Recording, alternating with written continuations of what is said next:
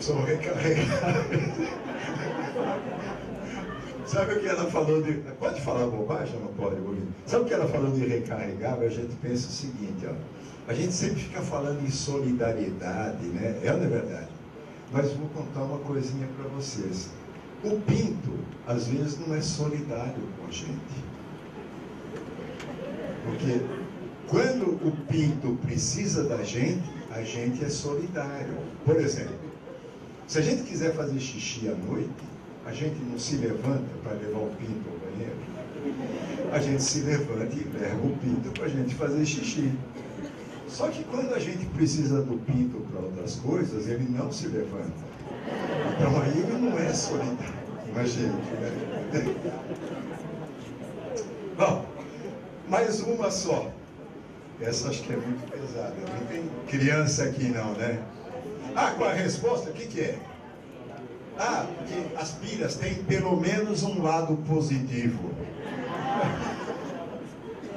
Ó, qual a semelhança entre o homem e o caracol?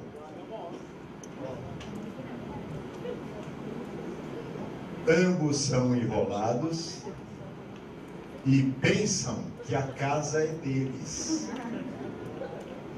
Uma última, um pouquinho mais forte. O que tem em comum o clitóris, os aniversários e o vaso sanitário?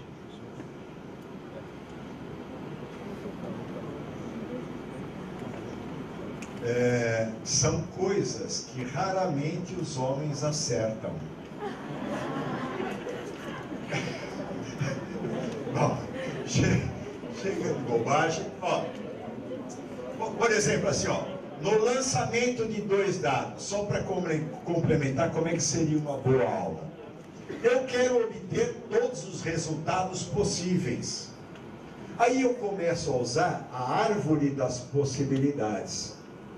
Aí a gente coloca assim, ó, essa folhinha eu distribuo para os alunos, depois que eu mostrei aquele quadro. Nas 2 primeiras, eu deixo pronto.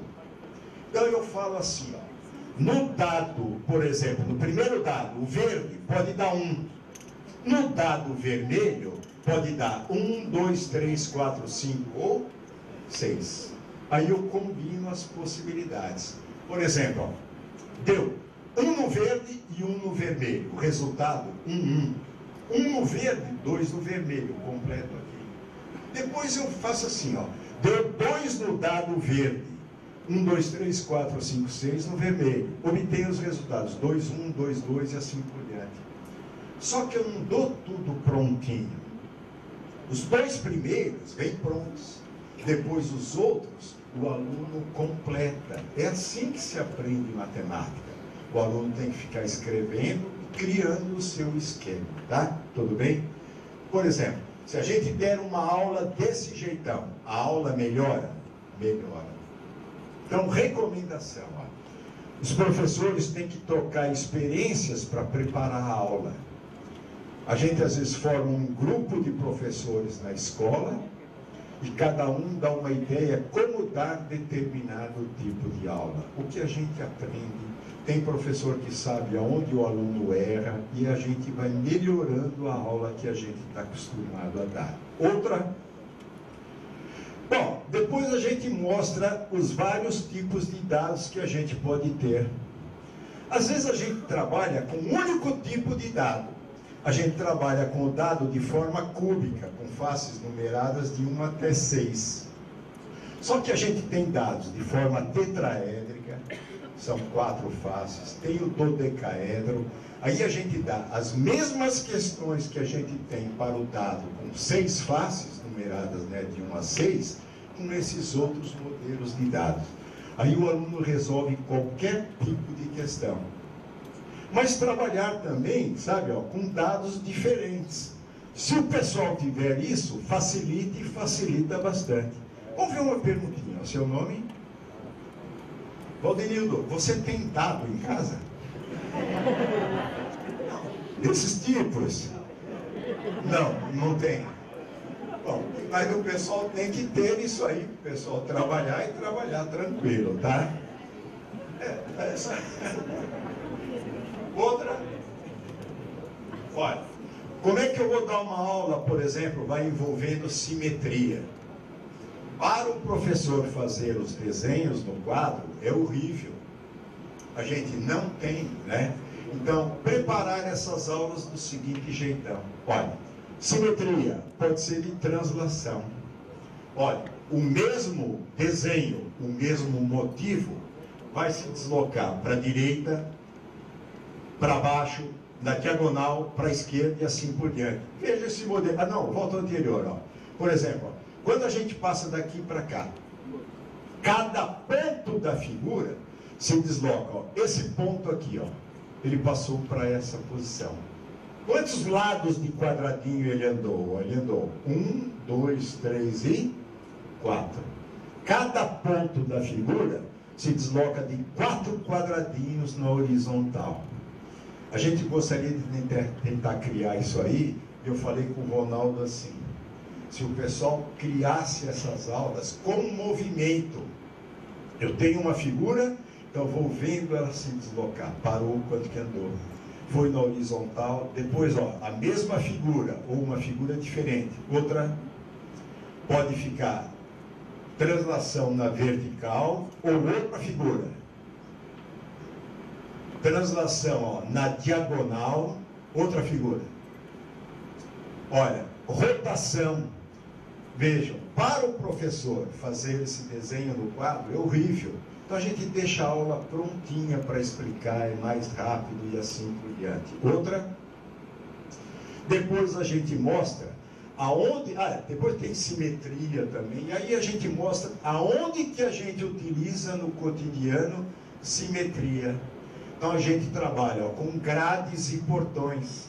Aqui a gente tem simetria de translação, de reflexão, de rotação. Outra, aqui, ó, em vitrais a gente tem muita simetria de rotação, de translação também. Outra, trabalhando com azulejos, a gente trabalha com simetria, mostrando de figura para figura onde é que ocorre translação, rotação. Outra, com tapetes a gente trabalha. Outra, bom, um outro tipo, vê se consegue subir só um pouquinho, se não der, tudo bem. Não, aqui, essa aqui, aí parou. Ó, sugestão para agilizar uma aula. A gente está fazendo o seguinte, fazendo o aluno ler o livro que ele tem para utilizar. Normalmente o aluno só abre o livro onde a gente tem as questões que a gente recomendou. A gente quer que o aluno leia a teoria também. Então a gente dá uma aula que precisaria de muito desenho do seguinte jeitão. Olha, aqui eu quero falar sobre relações métricas na circunferência. Então, por exemplo, a relação que eu vou trabalhar é a relação entre cordas, que é essa aqui, ó. PA vezes PB igual a PC vezes PD. Eu mostro isso. Depois eu vou ao quadro e resolvo uma questão envolvendo essa relação. Depois eu vou para a outra relação, mostro aqui. Vou ao quadro e explico uma outra questão. Vou para outra, vou ao quadro e explico uma outra questão. A minha aula demorou 20, 25 minutos. E o restante da aula o aluno trabalha. Se ele quiser acompanhar a demonstração dessa relação, ele tem no livro, ele vai estudar. Se ele tiver dificuldade, ele vai perguntar para o professor. Outra, olha, isso aqui ajuda bastante. A maior dificuldade do aluno é trabalhar com geometria espacial. Muita gente não tem visão, não consegue enxergar os sólidos. Então vejam, se a gente der uma aula desse jeitão, vamos ver se vai ajudar? Vamos ver, aqui eu tenho um paralelepípedo desmontado. Eu quero perguntar para vocês, ó, qual dessas figuras é esse sólido montado? É o segundo? É ou não é? Tem gente que acha rápido, tem boa visão espacial. Vejam, essa é uma questão, e às vezes eu costumo brincar com o pessoal assim, ó, sem desmerecer ninguém, o pessoal sabe disso. Por exemplo, eu brinco com a turma bastante assim. Essa é uma questão que até palmeirense resolve. essa é uma questão que até mulher resolve. Não é verdade? Não, não quero, mas assim, para brincar, e o pessoal sabe que é brincadeira, a aula fica interessante, vira uma gozação, né? Tá? Vamos ver, ó, essa aqui é muito mais difícil do que essa, concordam ou não? Então o pessoal tem que fazer muito mais análise, então são questões interessantes para trabalhar. Se o professor preparar uma boa aula sobre isso, é interessante. Outra, assim, ó, trabalhar com desenho de sólidos geométricos, mas utilizando papel quadriculado, pontilhado, né? Quadriculado ou triangular também aqui, tá? Formando triângulos, tudo pontilhado. Para desenho de sólidos é fantástico, tá? Outra, assim, ó, questões envolvendo lógica, isso é trabalho visual. Eu gostaria, vamos ver aqui, falar ganha um CD. Quem é que não tem o semelhante nessa foto?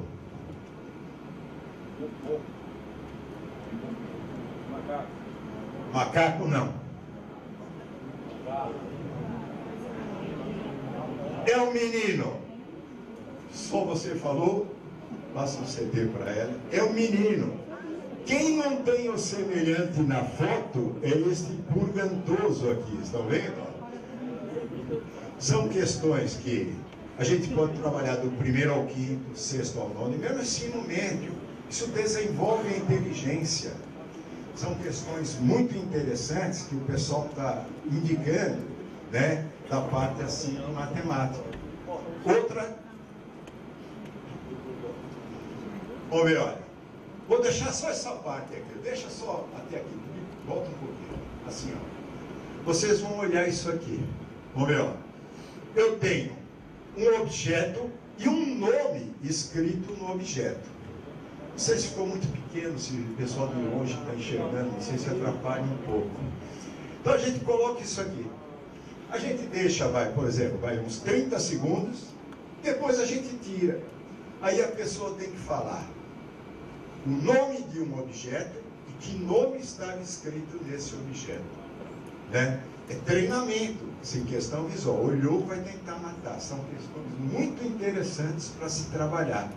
Aí o professor cria uma aula específica disso, de partes assim, envolvendo só visualização. Outra,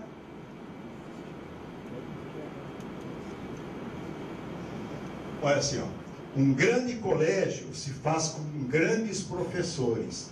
Eis uma verdade essencial da educação.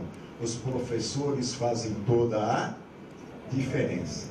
Trabalhar assim com um professor inspirado, motivado, brilhante, então que faz a escola crescer. E os alunos começam a comentar isso. A escola tem uma ótima equipe de professores, tá? E o melhor lugar para aprender a lecionar é a própria escola. É na escola que a gente tem que treinar para lecionar. Outra, aqui, olha, não sei se ficou muito pequeno ou não. Depois a gente vai deixar para algumas perguntas. É assim, ó. Quem criou isso aqui foi o Instituto de Matemática e Estatística na USP. Porque o Instituto de Matemática e Estatística da USP fez uma pesquisa e assim, ó. O professor de matemática não sabe falar bonito. O professor de matemática não fala muito e não fala bonito. Então eles estão dizendo para a gente treinar a falar bonito, principalmente em reuniões pedagógicas. Que aí a gente é convidado para exercer cargos mais acima, vão tirar a gente de sala de aula. É ou não é verdade? Por exemplo, se a gente aprender a falar bonito, para aprender a falar bonito, eles colocam assim, ó. Aqui tem 10 palavras, são 10, sobe mais um pouquinho. Vai de 0 até 9. Programação, estratégia, mobilidade, planificação, dinâmica, flexibilidade. Aqui tem 10 palavras, funcional, operacional, dimensional, transacional. E aqui tem 10 palavras, sistemática, integrada, equilibrada. Qualquer pergunta que fizerem para a gente, dá para responder combinando uma palavra da esquerda, uma do meio e uma da direita. e a resposta fica linda, a turma fala, mas que cara inteligente. Aí vão convidar a gente para exercer ótimos cargos, com bons salários. Querem ver, ó? Se alguém perguntasse assim, ó, por que você é corintiano? Por que você torce para o Corinthians? Vou utilizar para responder uma palavra da esquerda, uma do meio e uma da direita. Então, por exemplo, se perguntar, por que você torce para o Corinthians? Aí você fala um pouco do Corinthians. Não, o Corinthians é um time que usa de bons jogadores, não sei o que, faz gol, tem uma mobilidade. Aí eu finalizo assim, sabe por que eu torço para o Corinthians? Vou utilizar uma palavra da esquerda, do meio e da direita. Eu torço para o Corinthians porque é o único time que entre a defesa e o ataque utiliza uma dinâmica global coordenada. Uma dinâmica global coordenada. A turma na plateia vai falar,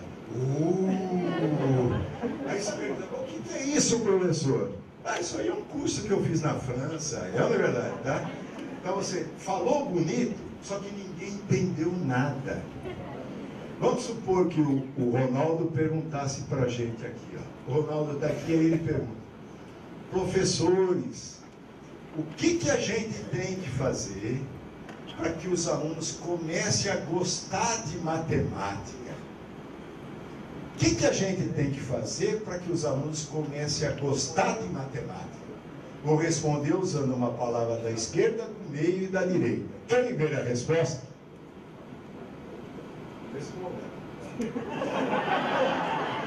O que a gente tem que fazer para que o aluno goste de matemática? Não? Não quer falar? Quer falar? Programação operacional totalizada. A programação operacional totalizada. Vai ser o secretário de ensino. Não é verdade? É assim, ó, fale bonito e não diga nada. Isso aí foi criado pelo Instituto de Matemática e Estatística da USP. Dá para responder qualquer tipo de pergunta, fica bonito, só que ninguém vai entender nada, tá? Bom, eu como professor, eu penso assim. Nós estamos num momento que a gente vai ter que se acostumar a trabalhar com tecnologia, vai pegar coisas assim importantes, e um começo assim, mais um pouquinho lento, a gente aprendendo como é que a gente vai trabalhar. Mas a única coisa que eu penso é assim, ó, para alunos de escola pública, a gente tem que ajudar aluno que tem dificuldade em aprender. Sabe por quê? 5 minutos que eu tenho para falar? Nossa Senhora. Ajudar aluno que tem, é o ponto que falou aqui, né? Ajudar aluno que tem dificuldade em aprender. Mas não é só isso. Pensem assim, ó. Quem tem filhos, o quanto a gente trabalha com os nossos filhos para tentar ensinar alguma coisa. Porque tem alguém em casa que consegue ajudar. Pense no aluno assim, ó, aquele que não tem ninguém em casa que possa ajudar. Então esse aluno vai ser difícil de deslanchar, não vai ser difícil de deslanchar.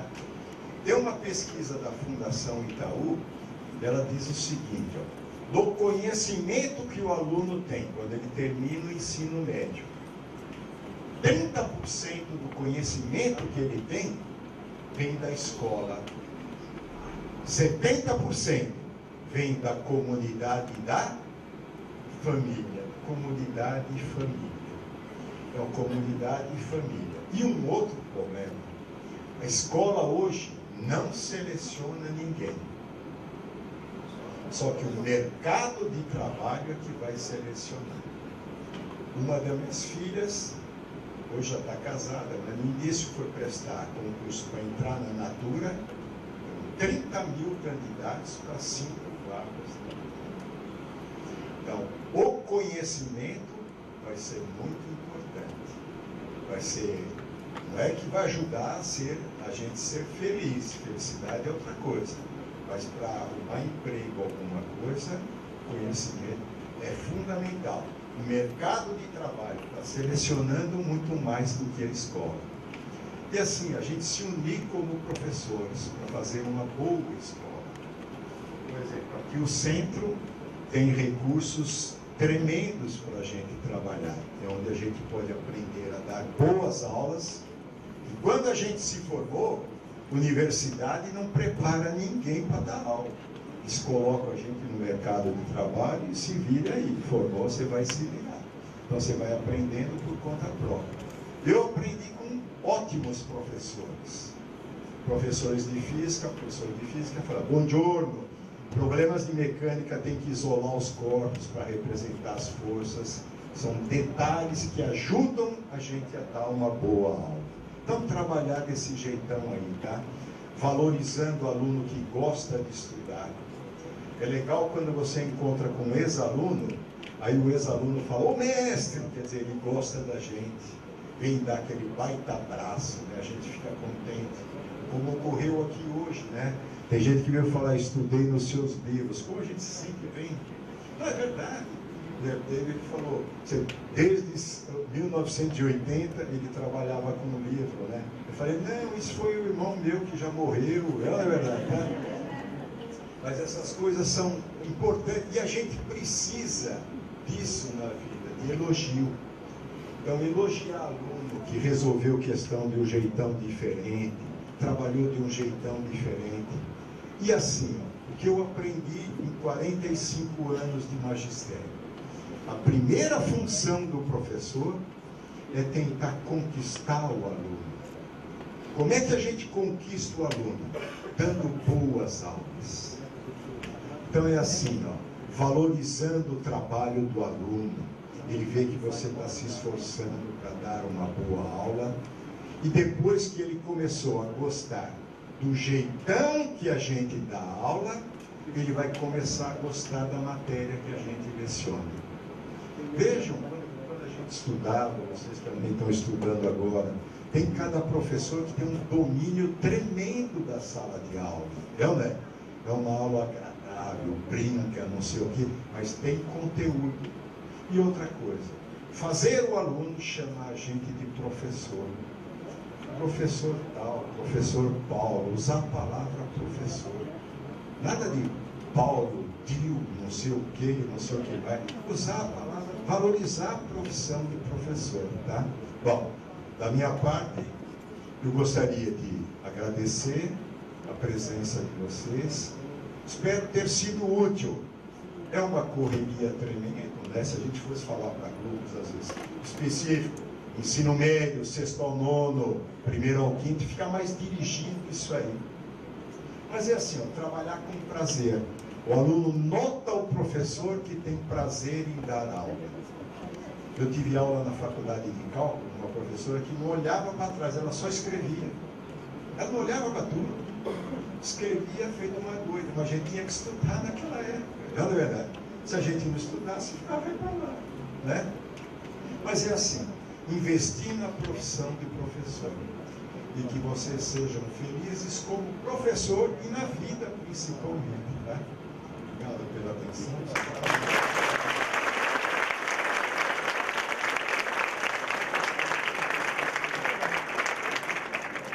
Pessoal, parabéns mesmo, né? Pessoal, boa noite. Mas não é assim não, pessoal. Pessoal, boa noite. Perceberam como é melhor, né? A energia.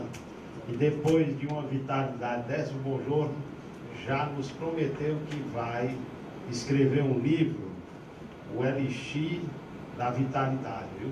Porque não para, 24 horas, né, Bonjour, no ar. E toda vez que o Bonjour vem a Fortaleza, né?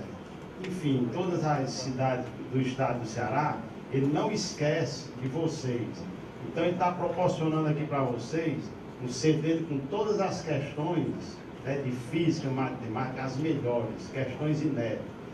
E para nossa alegria, o professor Ronaldo garantiu que todos vocês vão receber um CDzinho. Vocês merecem. Eu fiquei impressionado. Cadê o Ronaldo? A maneira como o Ronaldo nos recebeu. E agora, é com muita alegria que eu quero apresentar. Aliás, eu não posso esquecer das meninas, né, Bondura? Da Ana, da Meire. Cadê a Então, na organização é assim, elas recebem a gente e já vão ali para o outro evento.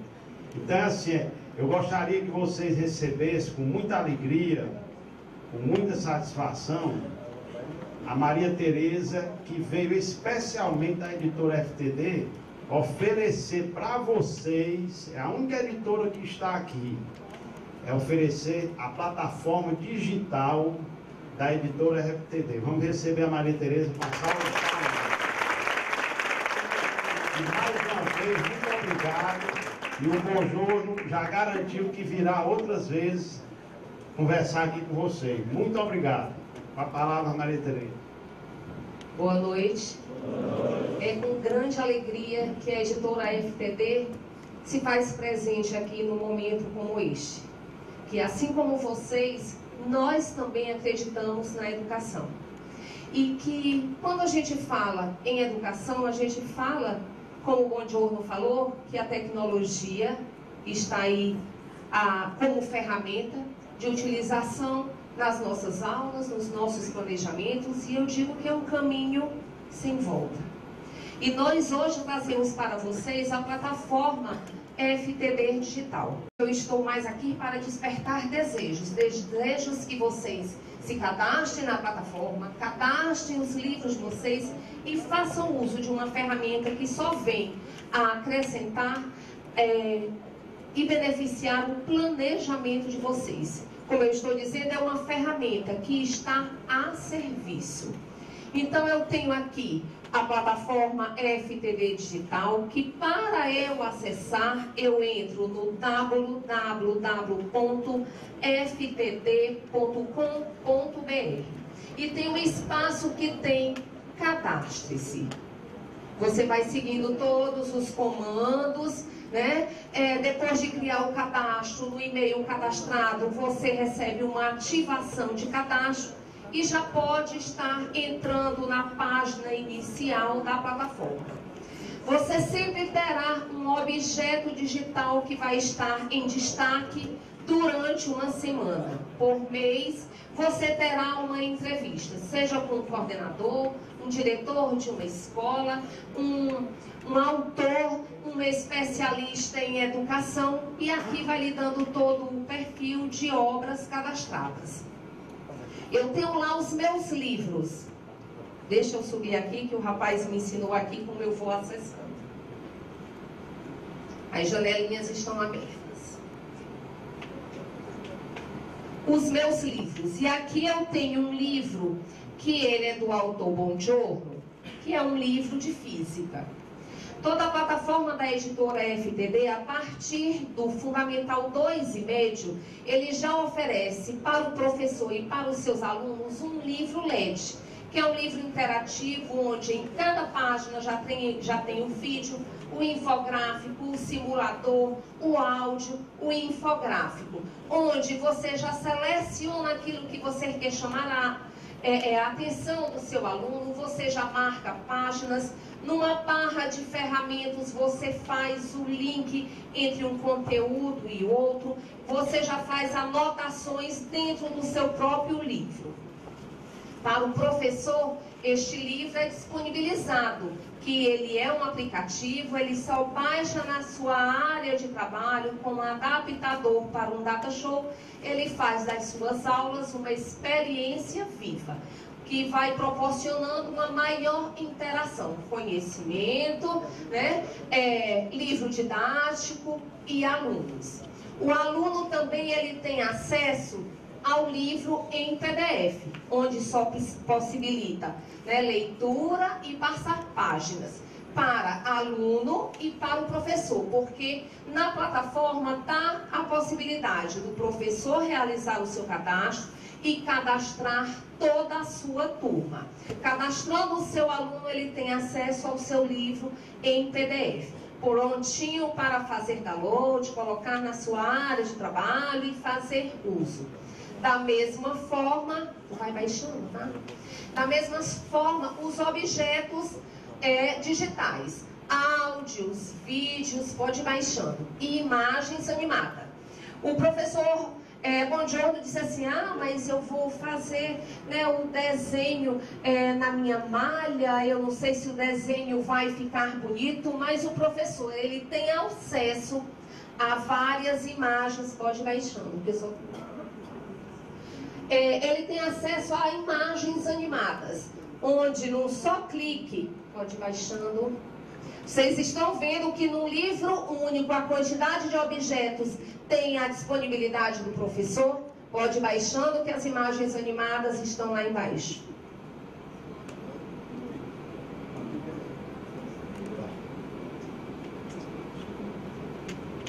Pronto, chegamos, vamos só clicar numa imagem animada. Qualquer uma imagem. Clicando na imagem animada. E você tem também todo só uma imagem animada que vai proporcionando uma maior interação com os seus alunos, ok?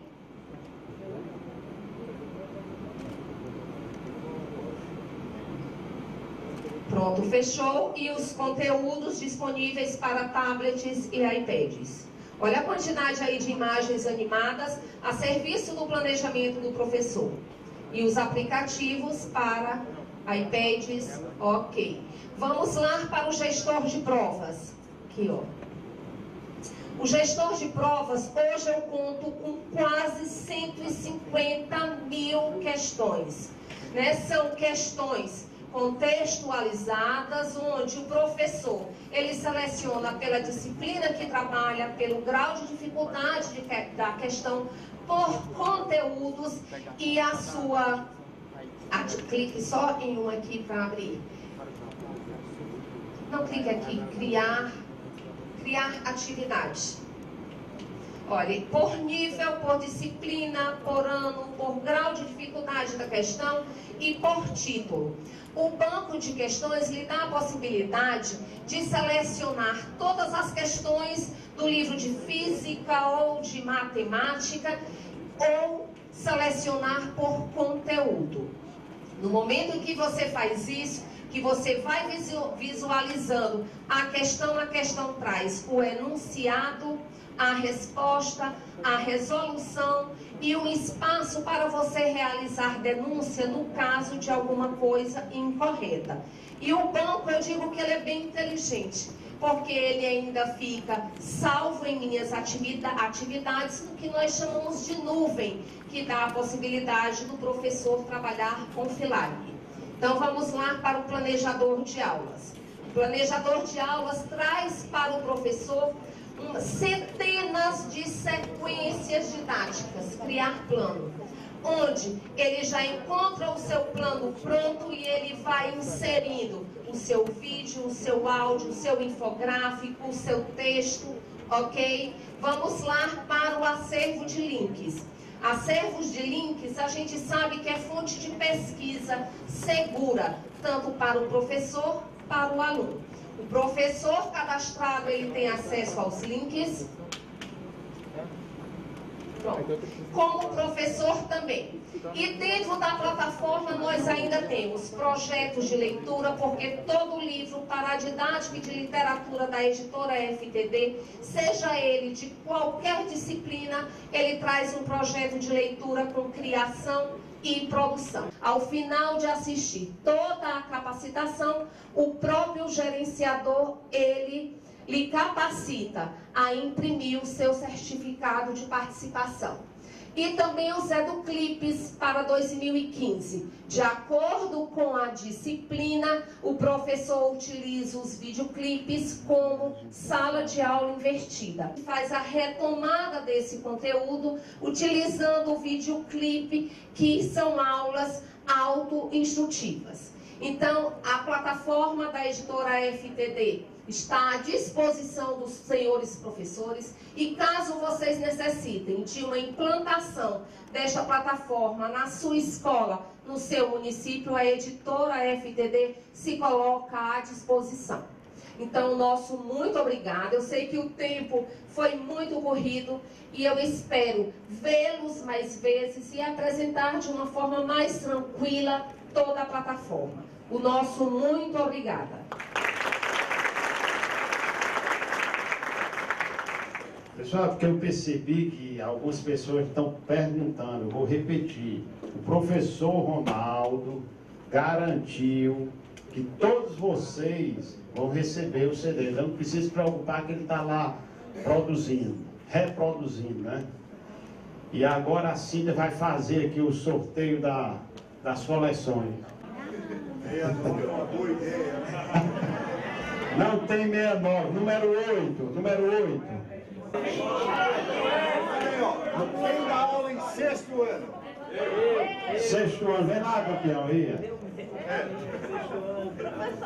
Professor. Quem dá aula em primeiro ano do ensino médio?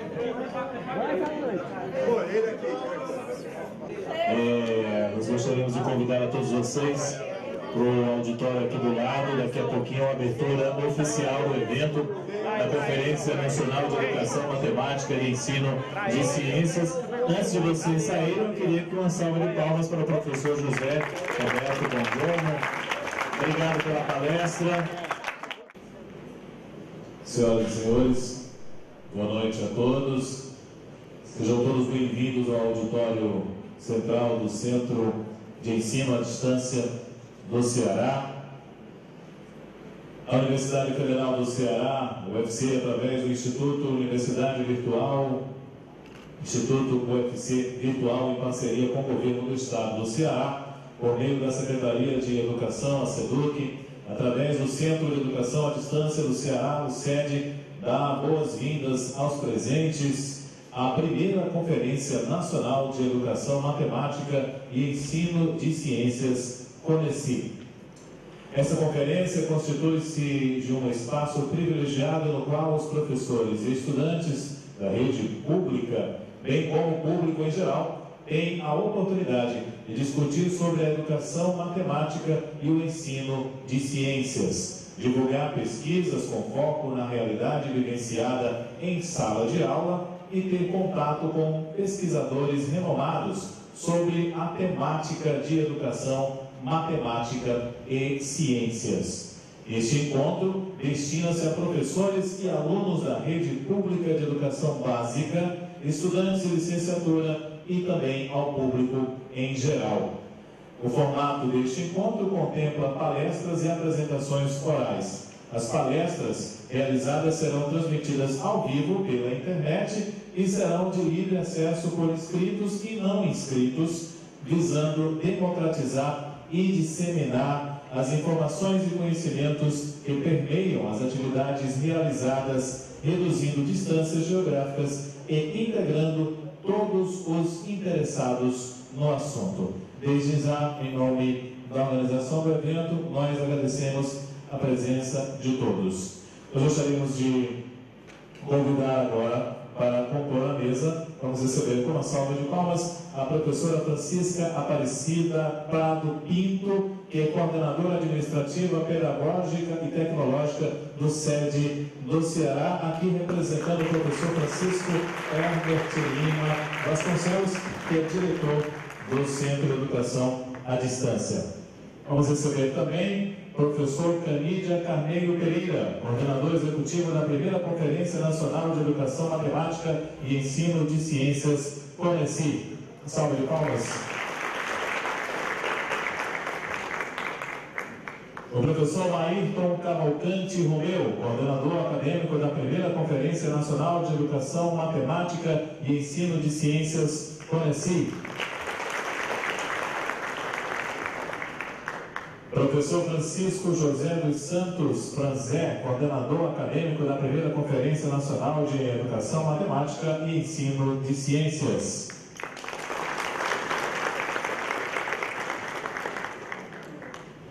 Professora Maria José Costa dos Santos, coordenadora acadêmica da primeira Conferência Nacional de Educação, Matemática e Ensino de Ciências.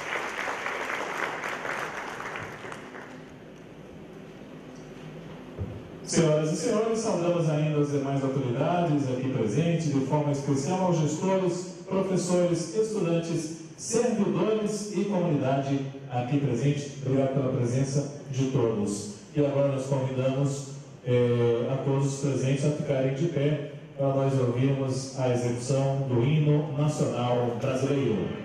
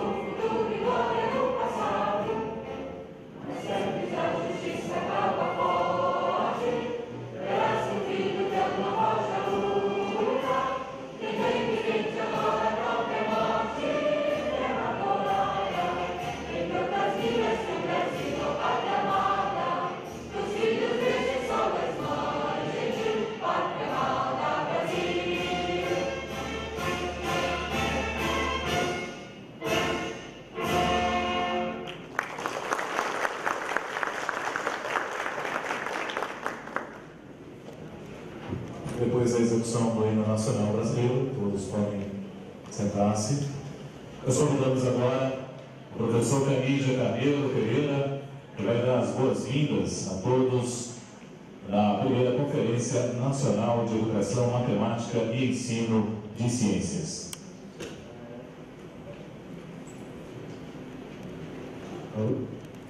Boa noite a todos os conferencistas, os palestrantes, as pessoas da organização. A gente está fazendo agora a nossa abertura oficial. Quem passou o dia todo aqui viu que a gente já começou as nossas palestras, já começou com as nossas apresentações. A gente tem uma grande alegria de ter recebido mais de 100 trabalhos. Desses mais de 100 trabalhos, ter selecionado 102 trabalhos que ao longo do dia de hoje e do dia de amanhã estarão se apresentando aqui, junto com os mais de 20 palestrantes que também estarão se apresentando aqui no Conheci. E esse evento é um pouquinho diferente dos outros que a gente já fez, é um pouquinho diferente dos que a gente ainda vai fazer, porque a gente tem a grande alegria de congregar física, química, biologia e matemática num evento só. E mais, fazer esse evento para professores. Porque a nossa ideia não é só disseminar o conhecimento, fazer com que as pessoas que passem por aqui se tornem mais inteligentes, conheçam mais sobre o assunto. A gente sabe que cada pessoa que passar pelo Convenci nesses 3 dias vai levar essa discussão para a sala de aula, vai levar esses conhecimentos para a sala de aula. Então, as nossas ações, especialmente esse evento do Centro de Educação à Distância, é feito para os professores e indiretamente também para os alunos, para melhorar a educação do nosso estado como um todo. E eu acho que esse evento fica ainda mais especial por ser feito no Centro de Educação à Distância. A gente já teve uma grande palestra do Bom Bruno, vai ter uma grande palestra hoje também, certo? E mais especial fica quando a gente tem a possibilidade de gravar todo esse material e disponibilizar pela internet. Vocês, ao final do 3º dia do encontro, vão receber o link, tanto os palestrantes quanto os conferencistas vão receber o link de todas as peças que a gente vai conseguir gravar. Vocês vão poder assistir em casa, disseminar para outras pessoas. Então a gente aqui tem a grande responsabilidade de fazer um evento para professores e também para o público em geral, que faça com que o ensino do nosso estado melhore, e eu espero que ao final do 3º dia, ao final desse evento, a gente consiga atingir esse objetivo e a gente consiga que todas as pessoas aqui reflitam sobre a educação matemática e sobre o ensino de ciências. Mais uma vez, obrigado por todos que vieram, por todos que virão, e uma boa conferência para a gente, né?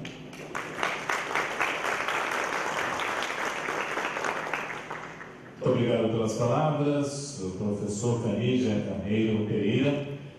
Convidamos agora o professor Ayrton Cavalcante Romeu para proferir as suas palavras sobre o evento. Boa noite a todos. Novamente aqui nós estamos iniciando uma nova jornada, né? Já teve nesse centro de educação aqui diversos eventos para diversos públicos, né?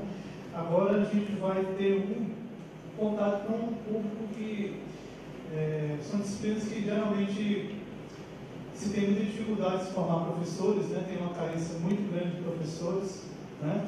E esse aqui é um momento para o professor, para os alunos, conhecerem melhor essas disciplinas, né? Ver o que é que os pesquisadores da área de ensino nessas áreas estão fazendo hoje, se renovarem, né? Às vezes as pessoas usam o termo reciclar, né, para o aperfeiçoamento de professores. Eu não gosto desse termo, não, acho que não é o aperfeiçoamento, né? Essa aqui vai ser uma oportunidade de vocês se aperfeiçoarem, conhecer novas ideias, ter novas ideias para levar para a sala de aula, né? E se encantarem com as belezas das ciências, né? Então agradeço a todos a presença de todos vocês e eu tenho certeza que nós teremos um grande evento. Boa noite. Obrigado pelas palavras, o professor Ayrton Cavalcante Romeu. Uma salva de palmas aqui ao professor Francisco José dos Santos, que agora vai fazer o uso da palavra nesse momento. Bem, boa noite a todos. Queria agradecer a todos que comparecem aqui para prestigiar esse evento que foi organizado pela professora Mazé, professor Maí, professora Aparecida, professor Canígia. Agradecer aqui pessoalmente a equipe da Seara da Ciência, que está representado aqui na pessoa dos professores Marcos Vaz, professor Cleudo, professor Evangelista, professor Hildo, que são lá da Universidade Federal do Ceará, que nos prestigiam nesse momento. Então, bom evento a todos. Obrigado.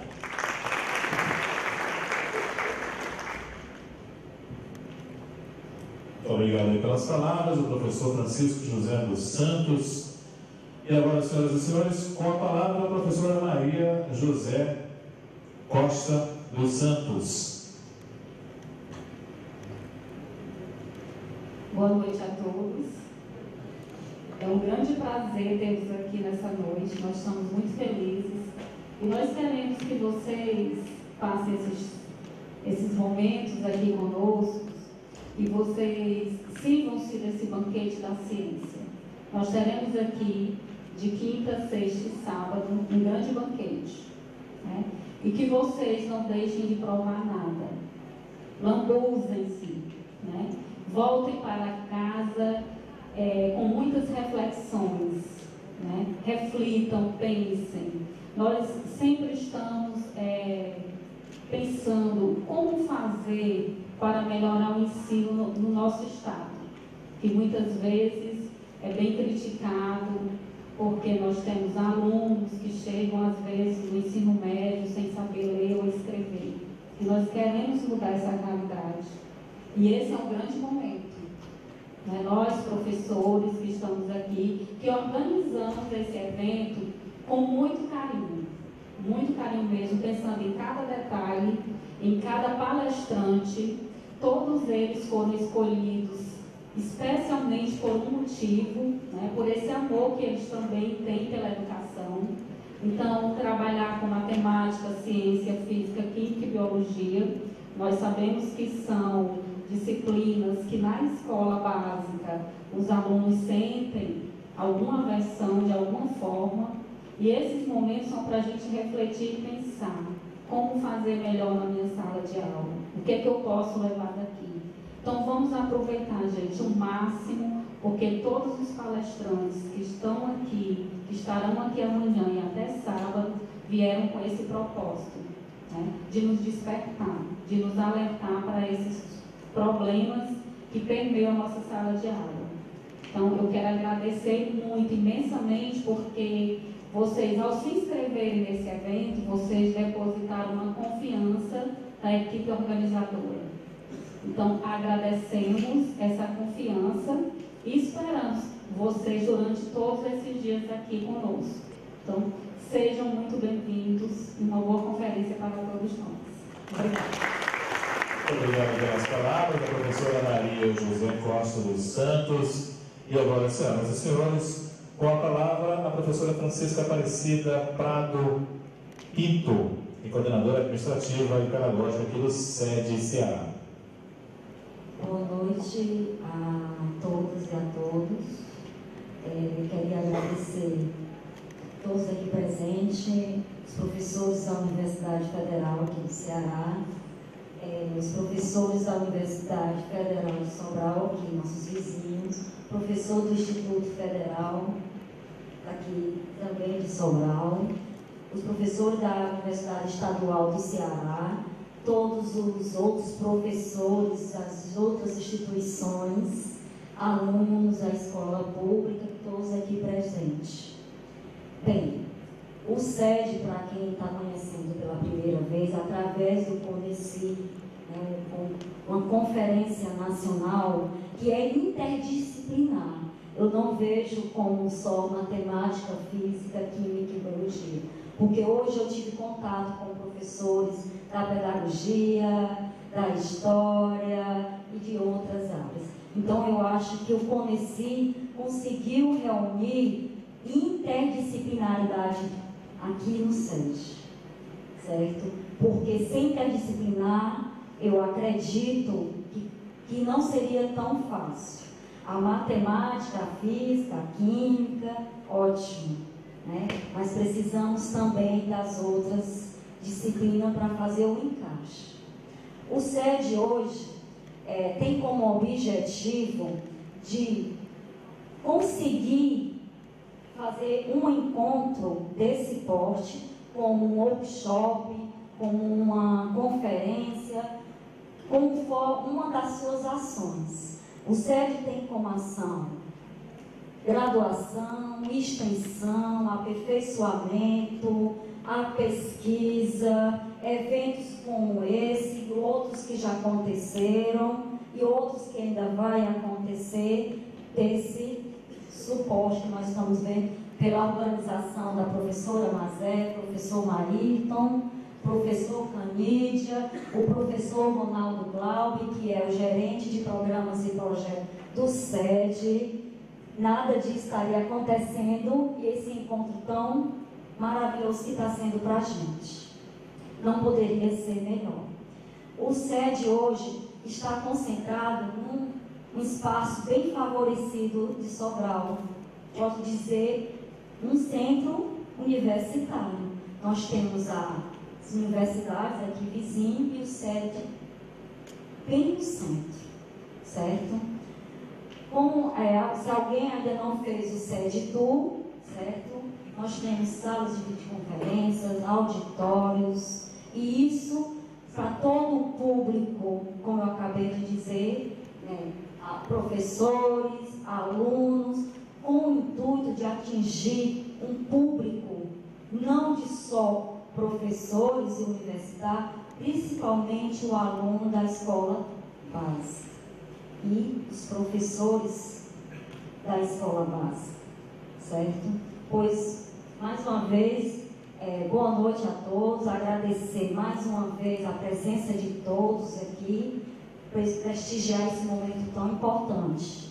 Representar o Herbert não é tão fácil, quero dizer, certo? Pois boa noite a todos e sejam bem-vindos ao SED.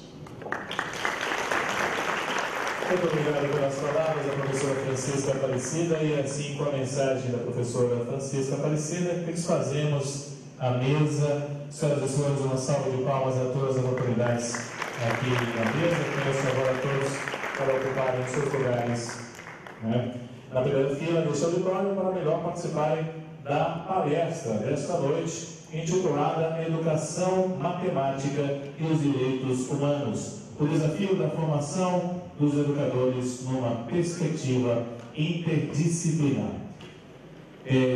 A professora Maria Auxiliadora Lisboa Bueno Pires, ela é licenciada em Matemática pela Universidade Católica de Salvador, é especialista em metodologia do ensino superior e em metodologias e pesquisas científicas. É mestre em Educação pela Universidade Federal da Bahia e doutora em Educação pela Universidade Federal do Rio Grande do Norte, a UFRN. Professora assistente da Universidade Estadual de Feira de Santana, a UFES, tem experiência na área de ensino e aprendizagem de matemática, com ênfase em metodologia do ensino de matemática, atuando principalmente nos seguintes temas: formação de professores, ensino de matemática, educação matemática, pedagogia de projetos, metodologia e estágio supervisionado, avaliação educacional e produção de material para ensino à distância. Também é membro do Comitê Científico da revista Rematec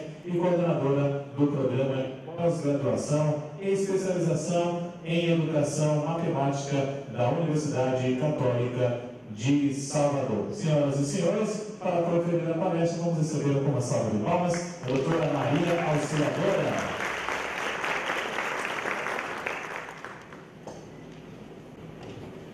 Boa noite a todos.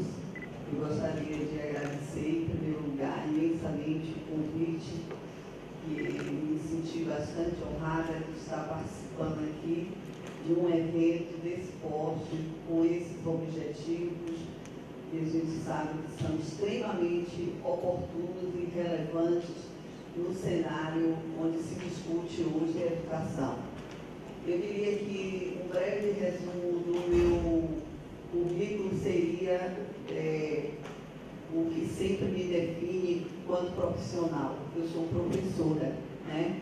Sou professora de matemática, atuo em alguns grupos de pesquisa lá na Universidade Estadual de Feira de Santana, mas essencialmente eu sou uma professora que vos fala aqui nesse momento para trazer algumas das ideias do que eu ando pensando, do que eu ando fazendo ao longo de, digamos, 34 anos de exercício dessa profissão.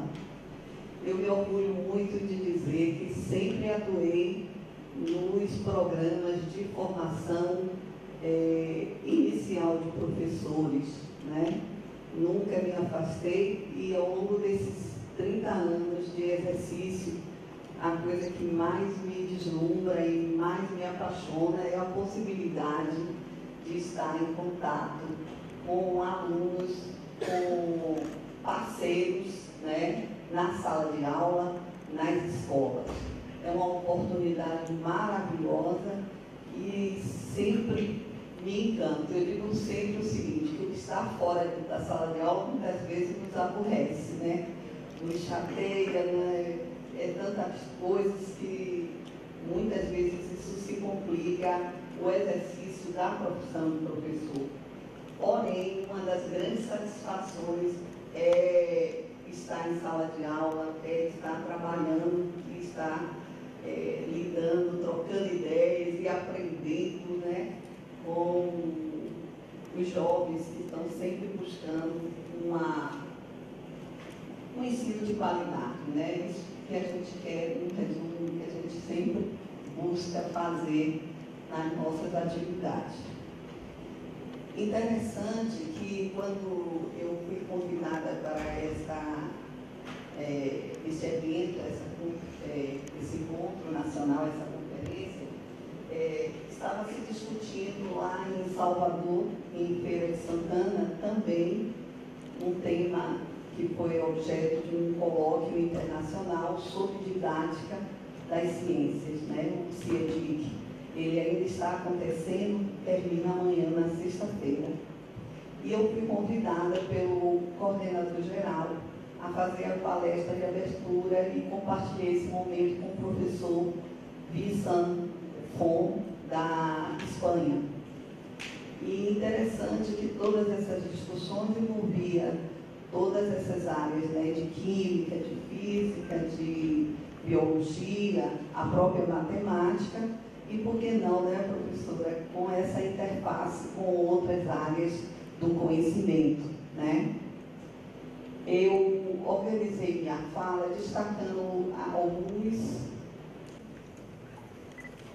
Não há uma receita pedagógica ideal, pronta e acabada em torno dessa questão, né? O desafio de ensinar ciências no século XXI.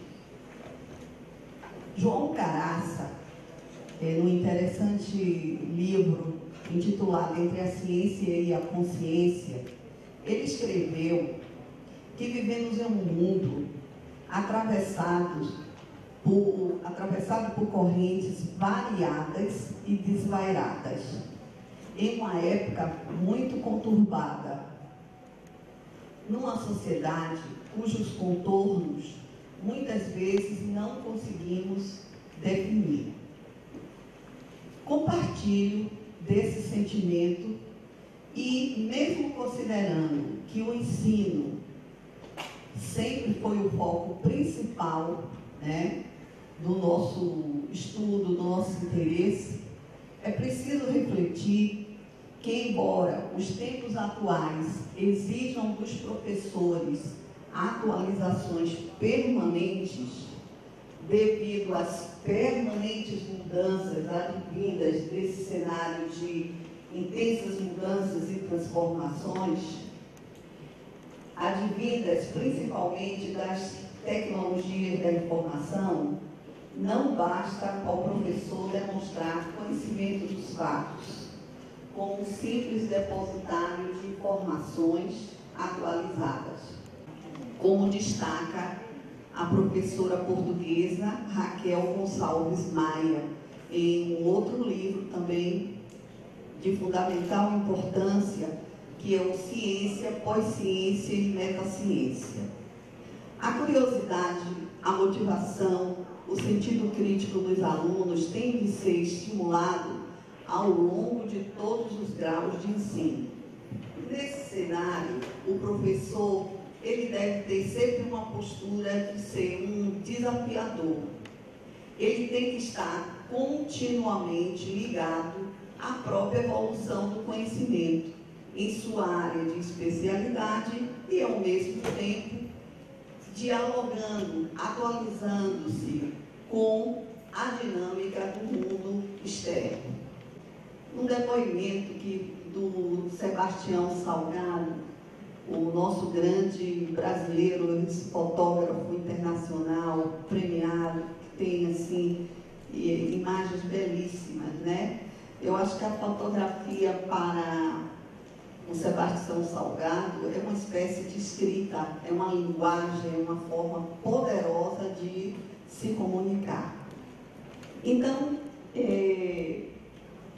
eu trouxe aqui um fragmento que vocês, os senhores, poderão acompanhar na sequência, que conta uma experiência, né, que ele viveu quando, em 2004, ele visitou a ilha Isabela, em Galápagos. Este arquipélago, que é formado por 48 ilhas e alguns rochedos, e que representa a síntese do mundo, aos pés de um belíssimo vulcão chamado Alcedo. Ele se deparou com uma tartaruga gigante, imensa, de mais ou menos uns 200 quilos, da espécie que deu nome ao próprio arquipélago. Cada vez que ele se aproximava dessa tartaruga para fotografá-la, a tartaruga, mesmo ela lentamente, ela dificultava o registro daquele momento, daquela imagem. Ela recuava. Apesar de não ser rápida, em várias tentativas ele não conseguia fotografar essa tartaruga. Pode passar. Aí está uma imagem, né? Não está assim com uma qualidade muito boa, mas então refleti e pensei comigo mesmo. Quando eu fotografo seres humanos, eu nunca chego de surpresa ou incógnito. Eu sempre me apresento. Depois eu me dirijo às pessoas, explico, converso, né? E aos poucos nos conhecemos. Percebi então que, da mesma forma, o único meio de conseguir fotografar aquela tartaruga seria conhecendo-a. Eu precisava me adaptar a ela. Então, me fiz tartaruga. Fiquei agachado e comecei a caminhar na mesma altura que ela, com palmas e joelho no chão. A tartaruga parou de fugir e, quando se deteve, fez um movimento para trás. Ela avançou na minha direção, eu recuei, esperei um momento e depois me aproximei e fui fazendo isso devagar. Deu mais um passo na minha direção e imediatamente dei mais alguns passos para trás. Então ela veio até a mim e se deixou observar tranquilamente. Foi quando eu pude começar a fotografá-la. Levei um dia inteiro para me aproximar dessa tartaruga. Um dia inteiro para fazê-la compreender que eu respeitava seu território. Então, eu sempre gosto de... e fico assim, fazendo essas transposições, talvez não sejam as transposições didáticas, mas me colocando nessa situação, né? Quer dizer, desse fotógrafo experiente, digamos assim, reconhecido internacionalmente, e de como ele enfrentou essa dificuldade de fotografar um animal que ele poderia, né, bater uma foto instantânea e dar por concluída a sua tarefa.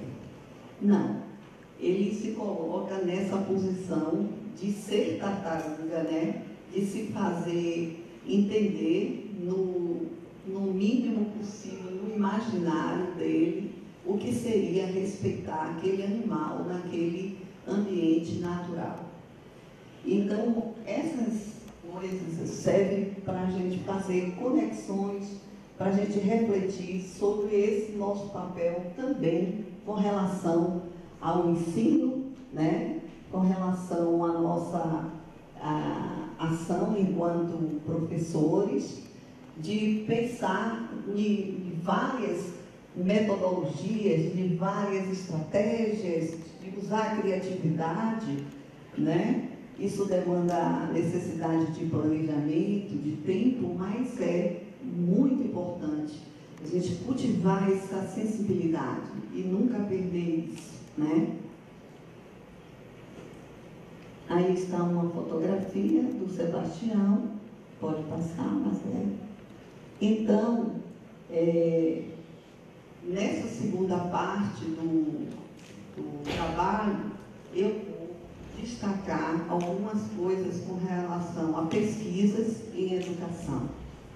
As pesquisas em educação demonstram que o pensamento científico, ele não é algo inato ou espontâneo. Ele requer o desenvolvimento de hábitos, de pensamentos sistemáticos e rigorosos que exigem esforço e tempo. Aprender um ato complexo, né? Tem uma dinâmica própria, que inclusive pode muitas vezes contradizer o nosso senso comum. É preciso que seja ensinada. Se pensarmos na quantidade de anos que as crianças e os jovens passam na escola, fica claro que a escola tem uma oportunidade única de construir, de contribuir para formar essas habilidades de pensamento, num trabalho que, para mim, começa na infância. Os educadores devem saber que os modos de fazer e pensar da ciência são parte fundamental do que devem ensinar. Se esses não forem seus objetivos didáticos, o desenvolvimento do pensamento científico acabará ocupando um lugar secundário, enquanto os dados, a terminologia e os conceitos continuarão figurando como o mais importante. Então, recentemente saiu uma grande reportagem em vários jornais, na revista Exame, na Carta Capital, na revista Nova Escola, na Ciência Hoje e em muitos outros espaços. Saiu uma reportagem sobre o chamado Índice de Letramento Científico. Eu achei relevante compartilhar com vocês esses elementos que foram destaque nessa reportagem. Vamos lá. Foi feita uma pesquisa, foi selecionada uma amostra de 2.002 casos representativa de população de 15 a 30 anos, residente no Distrito Federal e em 9 regiões metropolitanas, bem populosas, como São Paulo, Rio de Janeiro, Belo Horizonte, Porto Alegre, Recife, Fortaleza, Salvador, Belém, Curitiba. E essa população teria que ter completado 4 anos de estudo. Com base nesse recorte geográfico populacional da amostra, os resultados, veja, apesar de ser uma amostra que a gente pode pensar que é relativamente insignificante, 2.200 casos, isso são representativos de 23 milhões de pessoas entre 15 a 40 anos que completaram os 4 primeiros anos de escolaridades do ensino fundamental, antigo primário, que residem em 92 municípios das 9 regiões metropolitanas brasileiras, que é o Índice Nacional de Analfabetismo Funcional, e o IBOP também, ok? Na prática, 64% dos alfabetizados sofrem para compreender informações científicas simples, como um simples manual, ou interpretar vários dados, de resultados de exame de sangue. Pior, 56% dos profissionais que trabalham em cargos de chefia no Brasil estão também na mesma situação. O Instituto chegou a essa conclusão após analisar esse desempenho, dessas pessoas que, digamos assim, responderam uma espécie de uma prova com um certo número de questões semelhante às questões. Aliás, o grau de dificuldade era menor, mas era muito próximo da estrutura de questões, por exemplo, do exame do PISA, né? Então, eram questões que davam conta de informações sem o rigor da cientificidade, porém, algo que estava presente no entorno dessas pessoas. O desempenho, ele foi medido de acordo com o que eles chamaram o ILC, que é o Índice de Letramento Científico. Passando. Bem, eles colocaram ali 4 níveis. Um nível que eles chamam letramento científico ausente, o segundo, o elementar, o terceiro, o índice de letramento científico básico, e o 4, que é um letramento científico proficiente, que seria aí pessoas que estão cursando o ensino superior.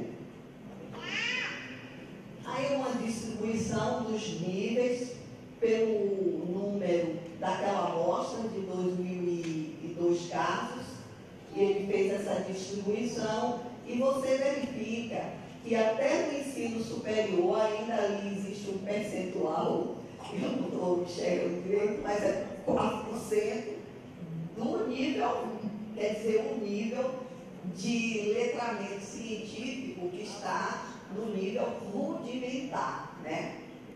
É impressionante, vamos lá, em outras palavras. Gente, isso eu tirei, assim, de várias fontes, assim, que publicaram sobre a mesma matéria. Então, em outras palavras, apenas 4 em cada 10 trabalhadores das principais capitais do país e dos municípios de seu entorno, onde está concentrada grande parte da produção nacional, tem habilidade necessária para resolver problemas ou interpretar informações de natureza científica. Bem, eu coloquei os 4 níveis, mas a gente pode, é mais ou menos a mesma estrutura. O que é o nível 1 básico? O que consegue fazer? Compreende informações apresentadas de maneira clara e explícita em contextos já conhecidos. No fim das contas, não usa conceitos científicos para entender o mundo. Quantos estão nesse grupo? 16% dessa amostra, né, tomada como referência, que são os que tinham apenas o ensino fundamental, 16% do total de entrevistados. Entre os que tinham apenas o ensino fundamental, 29% estavam nesse grupo. No ensino médio eram 14%, entre os que tinham concluído ou estavam cursando a faculdade, 4%, que foi aquele gráfico anterior que nós vimos. Aí eu troquei até o nível básico e o rudimentar. O nível rudimentar é o nível 2, o que consegue fazer e quantos estão nesse grupo. Você já vê, por exemplo, entre os que tinham concluído ou estavam cursando a faculdade, 37% estavam nesse nível rudimentar. Carboidratos, tudo isso é grego para metade dos brasileiros que sabem ler. Segundo pesquisa, 48% dos brasileiros afirmam ter dificuldade para compreender uma simples tabela nutricional impressa na embalagem dos alimentos. Um fato alarmante para a educação no Brasil. Ora, por quê? Porque, de modo geral, qual é a crítica que se faz?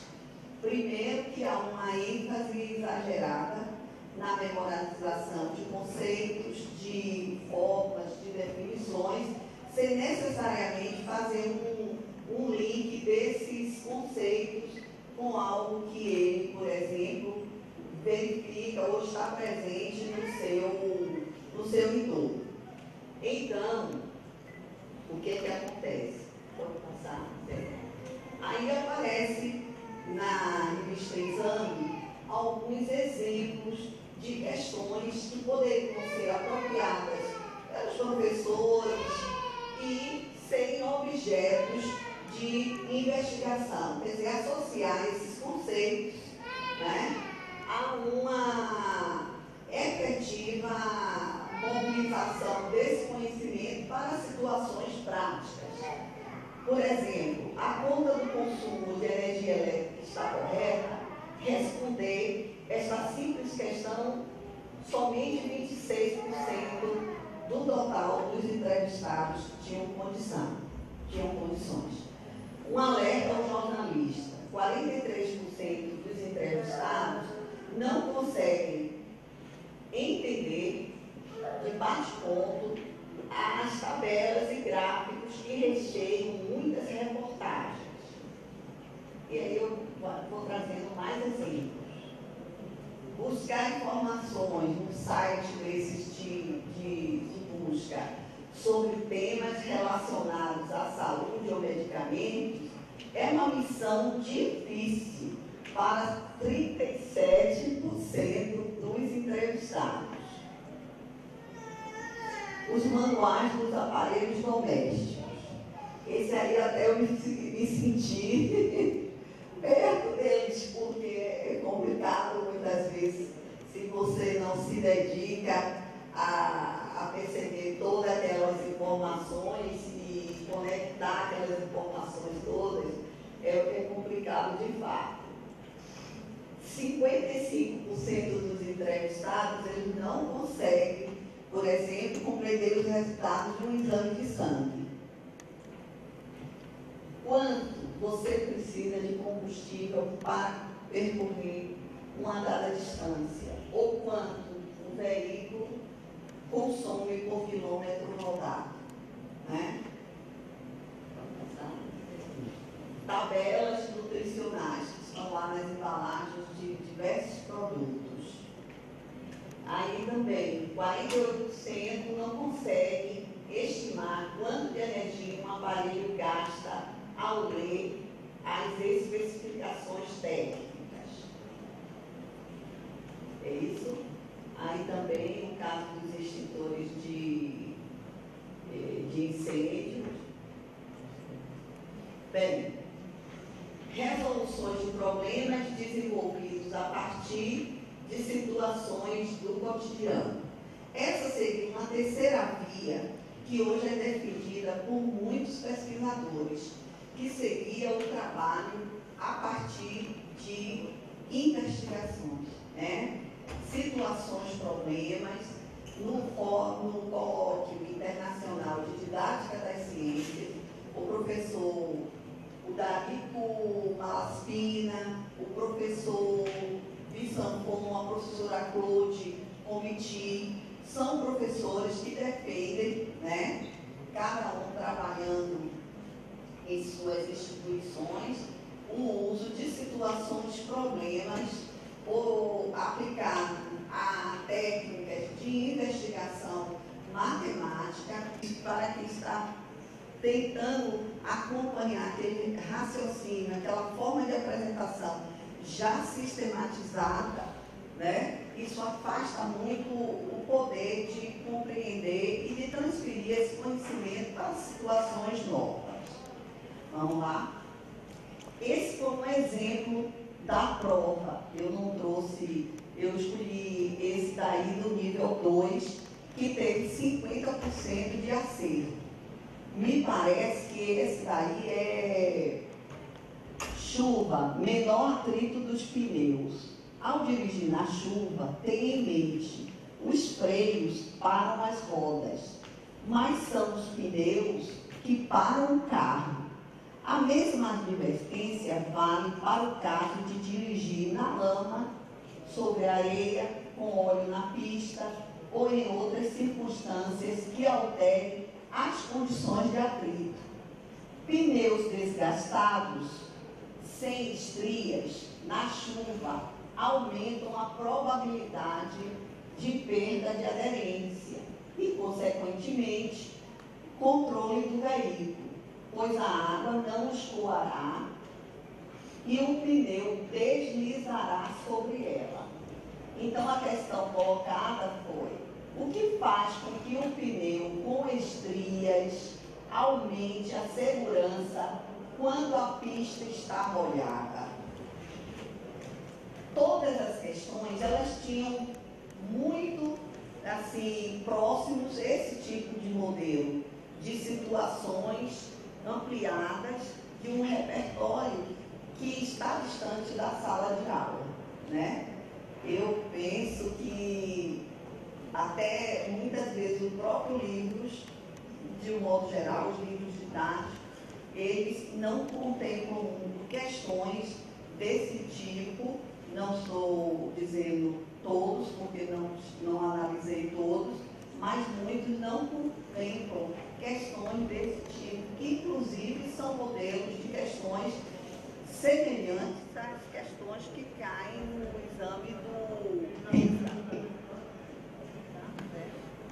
Aí também, né, apareceu mais esse, perdido aí, leu a bula de remédio, é outra coisa complexa.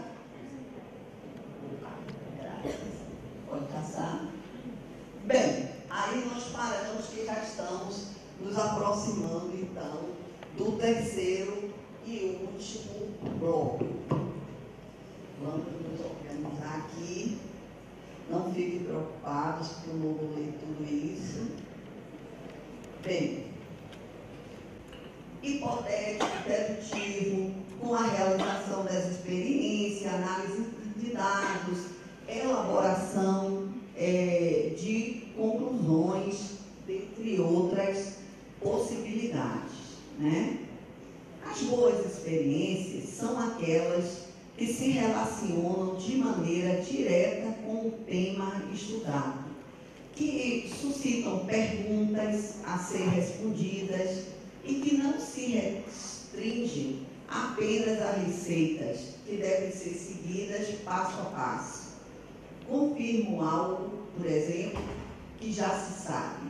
Ao fazer bons experimentos, os estudantes aprendem a manter todas as condições constantes, salvo aquela variável que se quer investigar, a necessidade de registrar os dados para poder analisá-los depois e a importância de escolher um método de análise que corresponda aos objetivos, entre muitas coisas.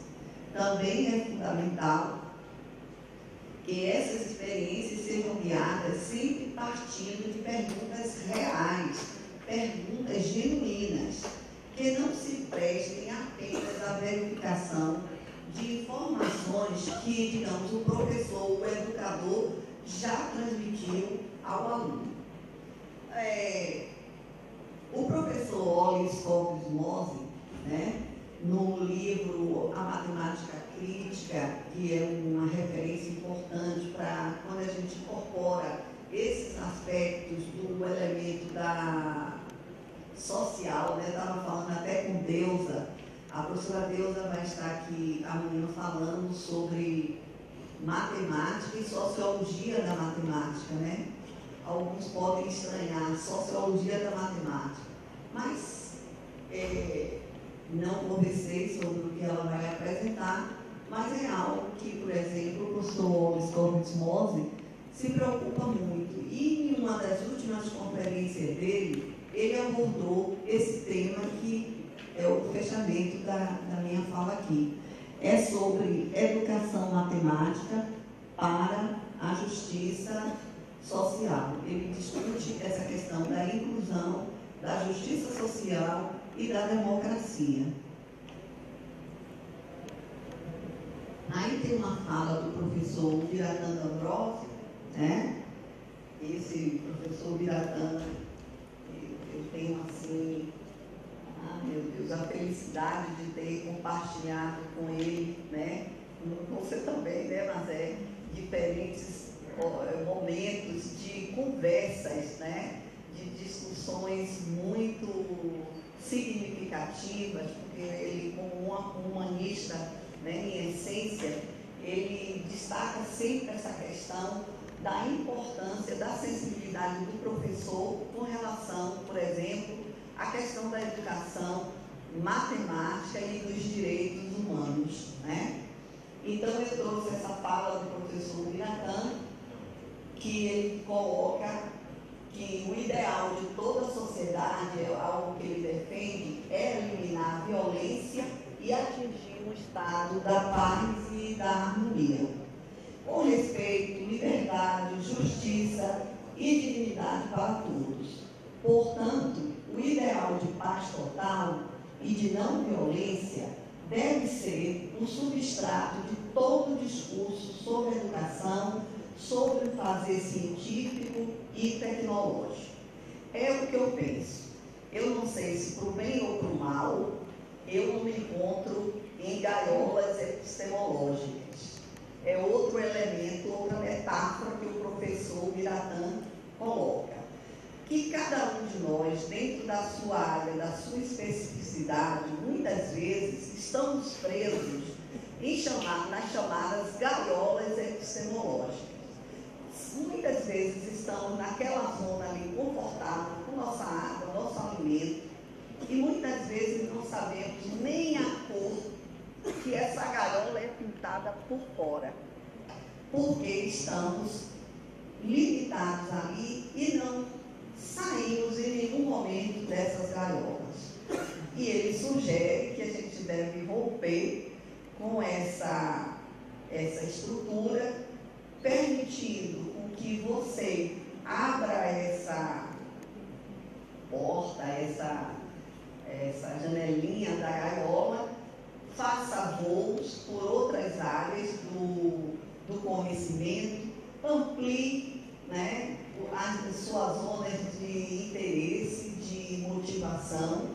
Então, hoje eu digo que eu sou alguém que gosto e trafego por diferentes áreas do conhecimento, porque tenho interesse em aprender e compartilhar esse aprendizado com as pessoas que eu trabalho, né?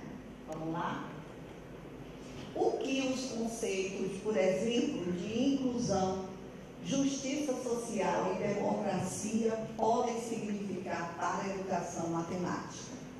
São questões que estiveram afastadas do objeto de ensino da matemática, da chamada matemática pura, que nem se interessa por nada disso, há muitos e muitos anos, ok? Vamos passar?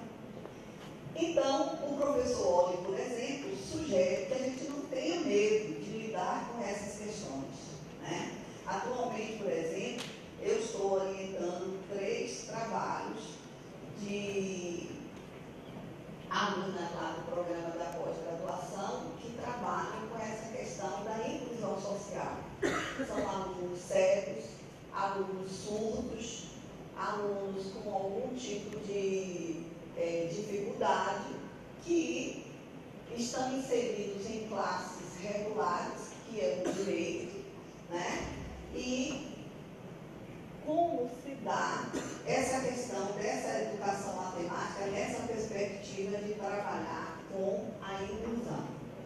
Então, não devemos ter medo, devemos, ele diz aqui, olha, não tenha medo de noções contestadas, trabalhe com tais noções, elas podem abrir um leque de possibilidades, de riqueza, de apresentação.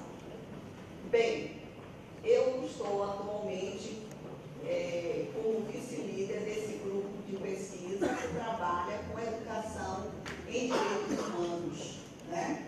Vamos passar. Eu já falei um pouco do meu interesse sobre esses temas. A leitura desse livro também é uma referência muito boa, que é Educação em Direitos Humanos, Fundamentos Teóricos e Metodológicos. Inclusive, o último capítulo desse livro se discute essa questão da interdisciplinaridade entre as diferenças, ou entre as possibilidades de você trabalhar com isso em sala de aula, os trabalhos do professor Piratã Ambrosio. Bem, o elemento central da educação em direitos humanos é a ética. Isso é fundamental, é imprescindível, é o esqueleto, certo? Sua finalidade maior é a constituição de uma cultura de direitos humanos, inclusive o direito de aprender. Vamos lá? A educação em direitos humanos, por sua vez, é o que possibilita, digamos, sensibilizar, conscientizar as pessoas para a importância do respeito ao ser humano, apresentando-se na atualidade como uma ferramenta fundamental na construção da formação cidadã, assim como na afirmação de tais direitos. Bem, aí a gente vê duas questões importantes. Uma de ordem, duas questões assim. Uma de ordem mais, eu diria, mais pragmática, né? No sentido de que, bem, há um discurso que nós vivemos cercados pela essa tecnologia cada vez mais sofisticada, mais complexa, e que nós precisamos aprender cada vez mais para lidar com essas ferramentas. Porém, o que a gente percebe é algo exatamente o contrário, que muitas vezes essa tecnologia está avançando tanto que não precisa um usuário tão capacitado para utilizar e para, digamos, fazer uso dessa tecnologia. Há uma questão também democrática, no sentido de que cada vez mais que a gente aprende, a gente amplia a nossa possibilidade de participar ativamente da sociedade, de ter mais poder nas decisões e tal. Isso é outra visão equivocada. Por quê? Porque, evidentemente, essas questões são de natureza tão complexas, não é tão simples você pensar que você vai conseguir efetivamente formar esse cidadão para que ele tenha possibilidades de tomar decisões e inferir e trabalhar, digamos assim, e atuar em esferas de grande complexidade, como muitas vezes, quando se fala genericamente da sociedade como um todo, a gente precisa colocar isso ao alcance daquele cidadão, né? Sobre os documentos oficiais, isso eu não sei quanto tempo eu tenho, mas vamos lá. Sobre os documentos oficiais, né? Eu pesquisei sobre essa temática para discutir com os alunos o que todas, por exemplo, propostas. Você vai planejar uma aula, você vai organizar um mini curso, você vai propor uma oficina, você vai elaborar uma sequência didática, você pretende fazer um planejamento mais amplo para um fim específico. Essas temáticas da educação para direitos humanos, elas podem estar naturalmente inseridas como parte, não transversal, mas como parte efetivamente daquilo que você está trabalhando, de maneira que ele tenha até condições, por exemplo, de responder aquelas questões que foram propostas naquela sequência quando a gente falou sobre o letramento científico, o índice de letramento científico. Vamos lá. Eu adoro falar, poderia passar a noite toda, mas já me deram somente aqui 5 minutos. Bem, ainda de acordo com o referido programa, né, da educação para os direitos humanos, é preciso trabalhar, e como o próprio Scott Mose ele coloca, criar essa cultura da universalidade dos direitos humanos, exercitar o respeito, a tolerância, a proporção, a valorização da diversidade religiosa, de gênero, de orientação sexual e cultural, a amizade entre as nações, conviver com essas diversidades, tanto no plano social como no plano cultural. Vamos passar um pouquinho? Não, pode passar. Educar dentro de um processo criativo significa modificar atitudes, condutas, convicções, mas não pela imposição de valores, e sim por meios democráticos de construção e de participação que busquem possibilitar a experiência cotidiana desses direitos, né? Recentemente, deixa eu passar aqui rapidamente, nós trabalhamos um mini curso onde nós discutimos exatamente a relevância, né, dessa premiação para esses dois sujeitos, a paquistanesa Malala, né, e o indiano, que venceram o Prêmio Nobel da Paz de 2014. Eu penso que são questões como essas que podem ser objetos de partida e chegada, porque para mim tudo começa e termina na escola, de maneira que você perpasse as outras áreas do conhecimento. Então, ali está a justificativa, né, da entrega dos prêmios, ela todo mundo conhece, é uma figura que sobreviveu depois de ter sido baleada na cabeça por membros desse grupo radical islâmico.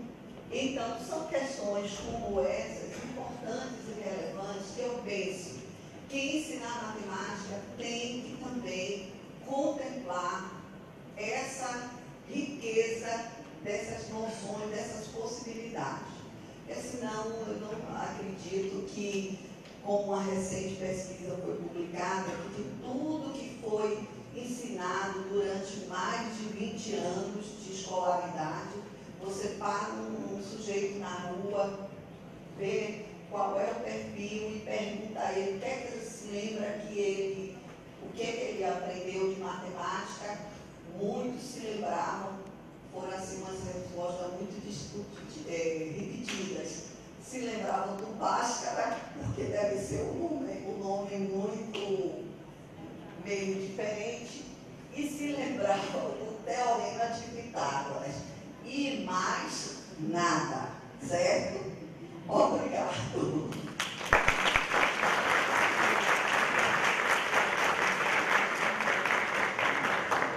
Muito obrigado, professora Maria Auxiliadora Lisboa Moreno Pires, pela brilhante palestra. Parabéns. Palestra com o tema Educação, Matemática e os Direitos Humanos.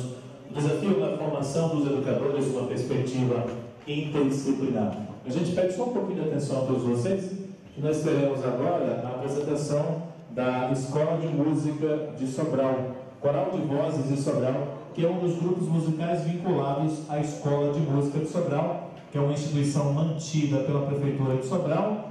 Com 17 anos de existência, o grupo busca o desenvolvimento da expressão artística por meio da voz, expressão corporal e também a utilização de instrumentos musicais, sempre tendo a voz como eixo principal. Maestro Davi, está tudo ok, hein? Maestro Brasil? Ok, então vamos aguardar só um pouquinho enquanto eles organizam aqui.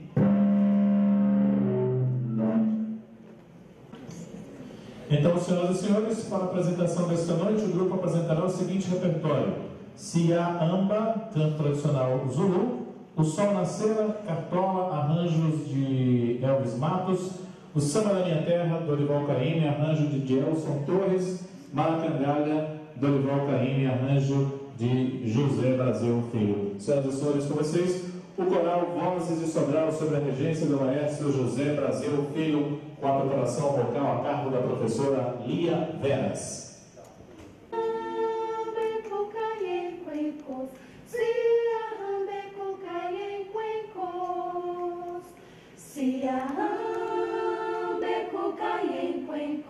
Se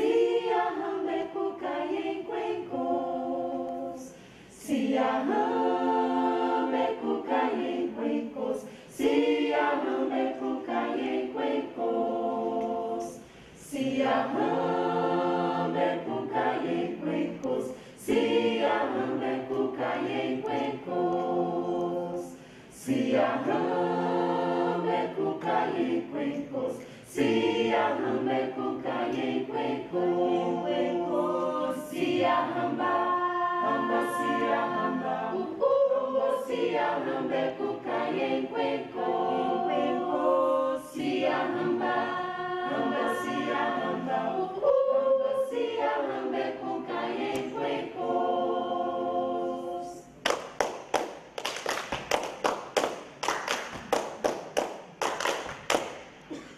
Se arrambe cucaie cuencos, se arrambe cucaie cuencos, se arrambe cucaie cuencos, se arrambe cucaie cuencos, se arramba, ramba se arramba, se arrambe cucaie cuencos, se arramba, ramba se arramba, se arrambe cucaie cuencos.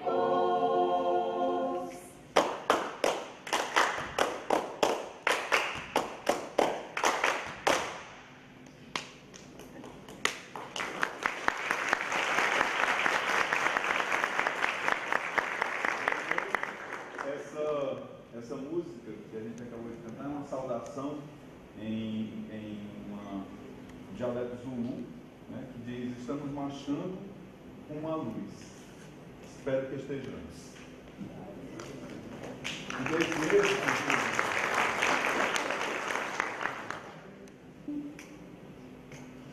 Fim da tempestade, o sol nascerá. Fim dessa saudade, hei de ter outro alguém para amar. A sorrir eu pretendo levar a vida, pois chorando eu vi a mocidade perdida. A sorrir eu pretendo levar a vida, pois chorando eu vi a mocidade perdida. Fim da tempestade, o sol nascerá. Fim dessa saudade, hei de ter outro alguém para amar. A sorrir eu pretendo levar a vida, pois chorando eu vi a mocidade perdida. A sorrir.